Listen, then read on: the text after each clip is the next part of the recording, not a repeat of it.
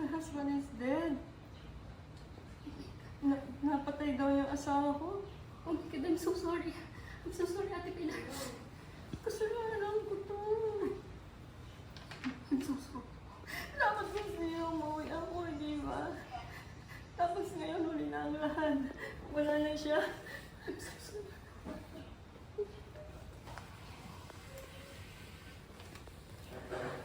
Kailangan ko umuwi sa amin. Kailangan mo noon pamilya ko. Kailangan sila naman ang unahin ko.